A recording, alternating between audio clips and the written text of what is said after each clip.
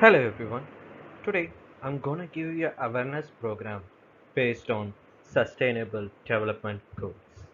So, as we all know, there are 17 sustainable development goals. And in that, I'm gonna take one sustainable development goal, which is the sixth one, clear water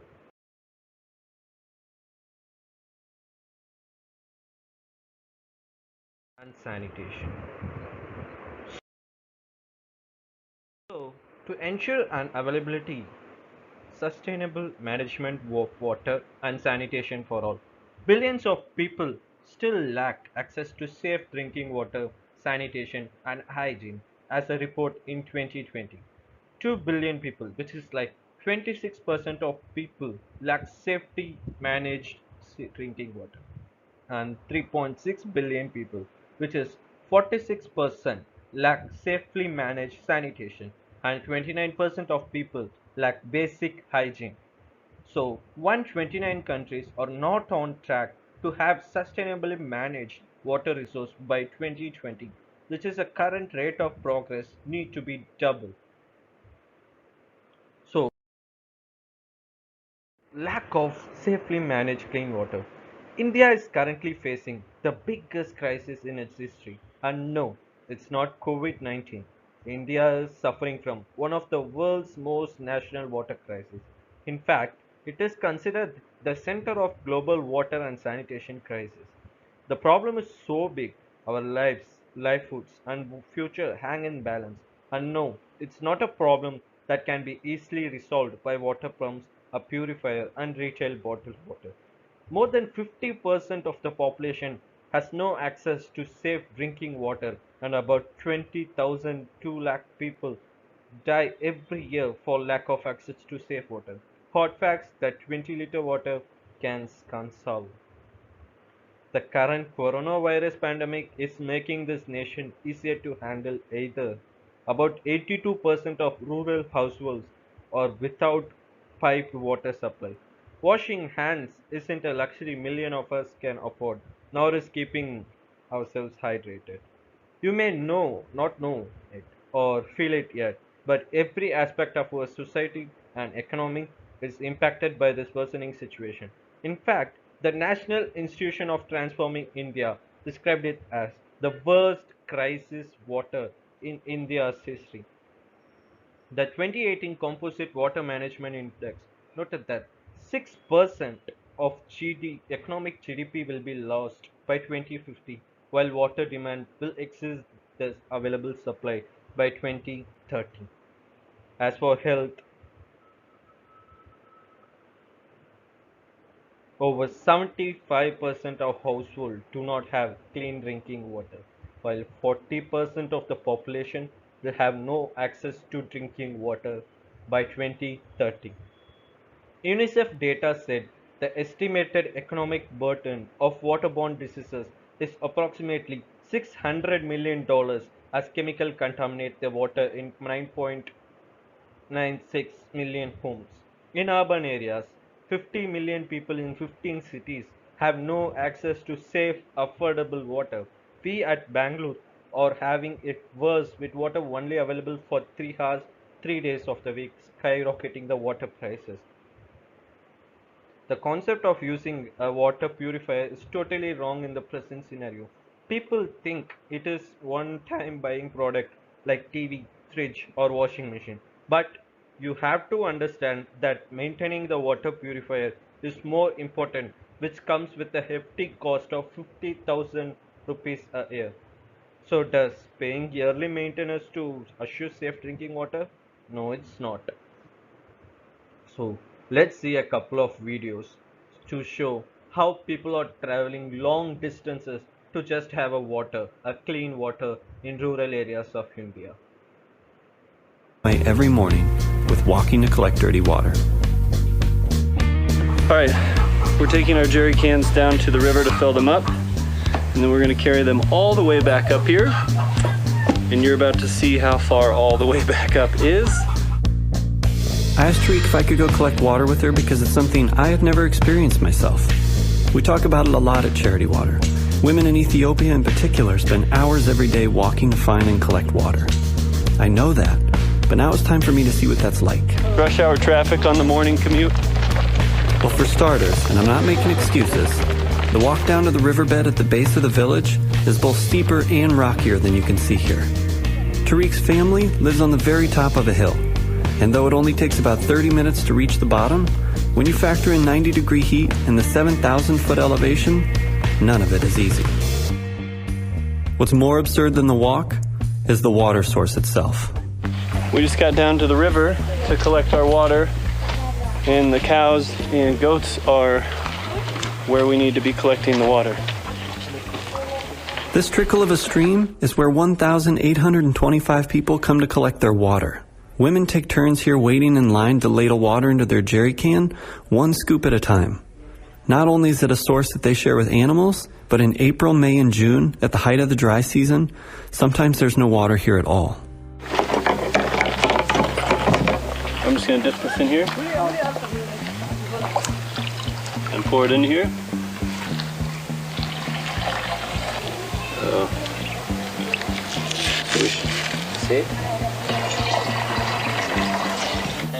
Once we scare away the livestock, Tariq and I fill our jerry cans with 40 pounds of water and prepare to head back up to her house on the hill. All right, you lead the way. Well, we've come about 30 feet and I'm ready to be done. At some point I'll be rolling it up the hill. The real fun part is that we're just now getting to the steep incline.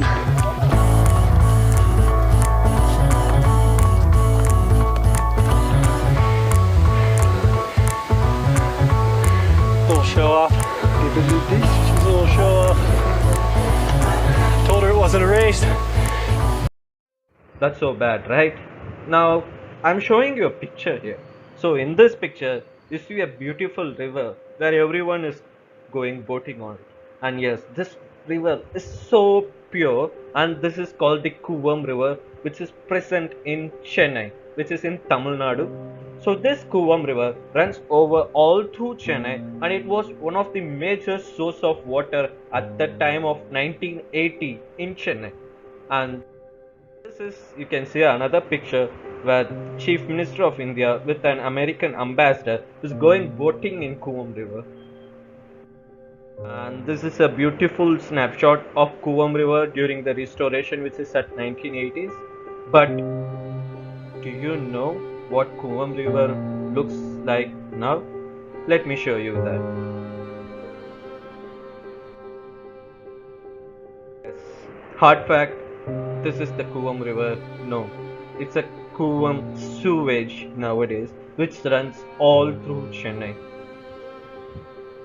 Yes, it's a bad fact, and people are still having a same thought, not knowing what to do. Many sewage water are being dumped in Kuvam. The garbage are dumped in Kuvam. Government has tried to come with a plan to restore Kuvam, but government can't do it since the Kuvam runs all over Chennai and it is a big place. So already the bad thing has happened, and government has not know what to do now. So lack of sanitation and hygiene. Like lack of water causes lack of sanitation and hygiene in India. Sanitation is described by UNICEF as a comprehensive term referring to intervention that reduce human exposure to disease by providing a clean environment. Certain poor and developing parts of the India are in dire need of such intervention, as human exposure to fecal matter has been responsible for large number of illness and deaths among children due to intestinal infection and food and water contamination. It is estimated that 1.4 million children die each year due to disease caused by unsafe drinking water and poor sanitation. At present, 2.4 billion people do not use proper sanitation. Worldwide, 946 million people practice open defecation.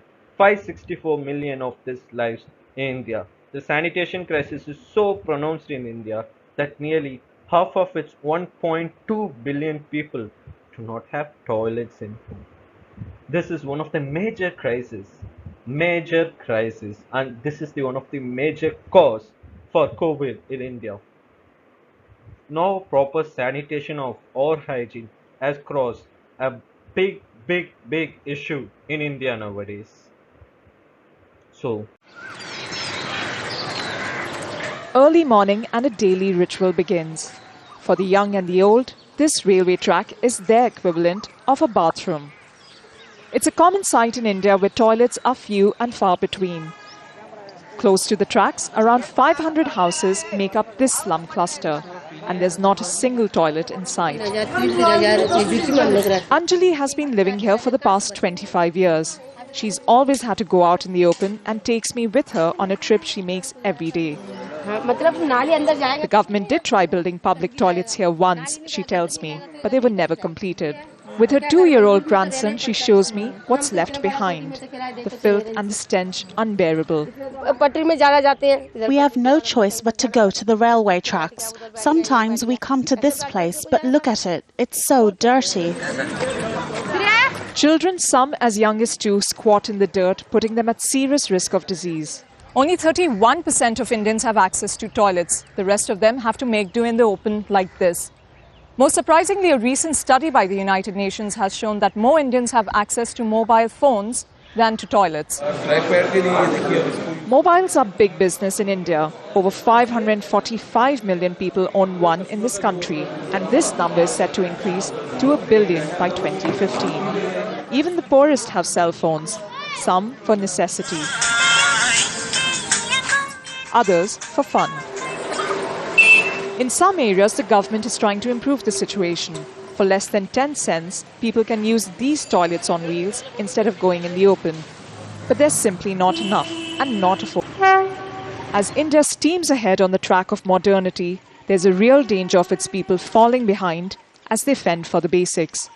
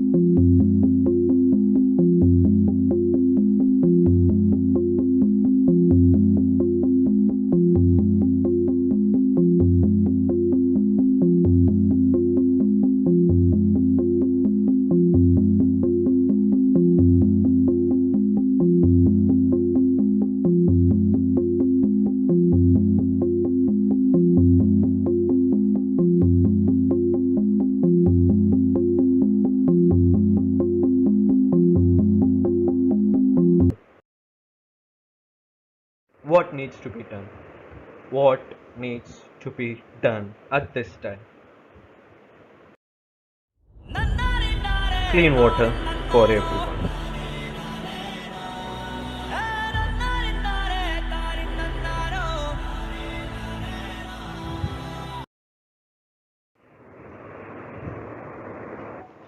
The water problem of India has many facets. Global warming has altered the rainfall pattern in India dramatically. Previously, average monsoon rainfall spanned 45 days. This number has now reduced to 22 days, with each monsoon having small intensity of rains. Constructing of dams, other hydroelectric projects, and water diversion for irrigation has led to systematically destroying large river ecosystems. India used more groundwater than any other country in the world, and the groundwater exploitation has caused accelerated drying of aquifers. The total groundwater used for irrigation has risen from 30% in the 1980s to nearly 60% today. In addition to irrigation, groundwater exploration has also restricted from rapid urbanization as well as extreme groundwater usage by soft drink companies such as Coca-Cola. River basins, catchments, and watersheds have not been properly utilized for water and soil conservation purpose, which is turn affect the hydrology of the river basins. Despite being a populous country with a diverse geography and climate, India does not have a comprehensive water policy. There are no proper guidelines available for usage of surface water and groundwater by different sectors and different states.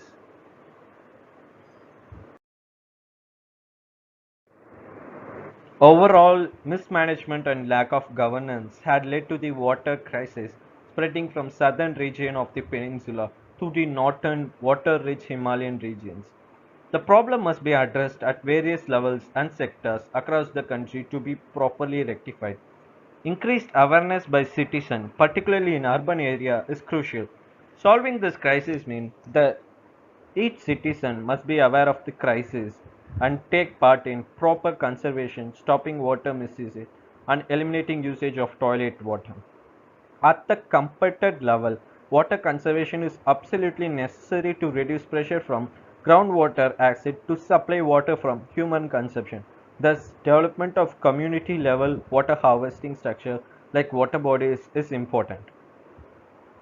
Employing agriculture practices such as planting crops that requires less water, settling up irrigation systems without leakages, and developing farm-based water conservative structures is more important. This can aid the protection of forests and development and of horticulture. Local governments in water conservation by utilizing watershed development and monitoring ground usage by farmers. So, finally, at the center and state level, development of formal water policy is crucial. This will provide guidance of the administration and citizen to proper usage of surface water and groundwater. What about the sanitation and hygiene practices here? You could see some images.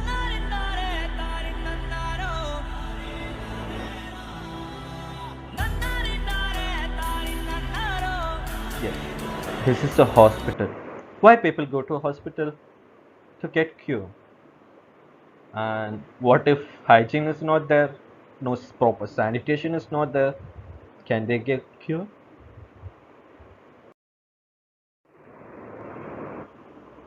As we stress the focus of Swachh Bharat mission since 2014, the significance of toilets to the health and well-being of the community has been paramount. While there has been remarkable progress in the country with the aftermath of using toilet, human average defecate 140 kgs of extras each year, which is multiplied to 1.4 billion people residing in India. It becomes tough to equate the toilets with access to sanitation. 80% of this assessment find its way to open ground or water bodies. Therefore, we need to broaden the conservation regarding complete sanitation and acknowledge the safe containment and testament of human excrement in equal importance. So what can be done?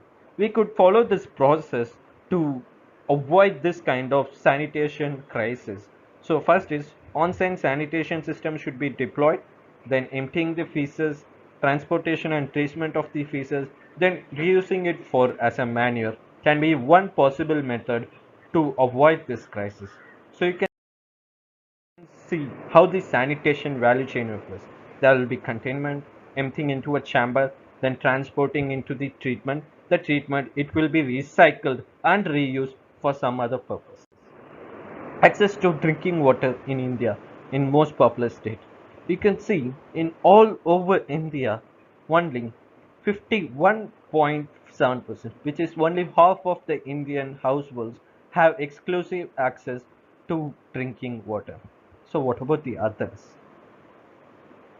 In West Bengal, only 32% have access to clean water in India. So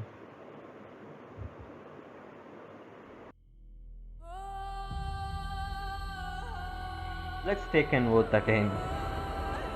Let's provide clean water to everyone. Everyone deserves clean drinking water. Everyone deserves a clean sanitation and hygiene in India. So by presenting this video, I request everyone to raise their hands and say we would work together to provide clean water to everyone, to provide sanitation and hygiene to everyone. Thank you everyone.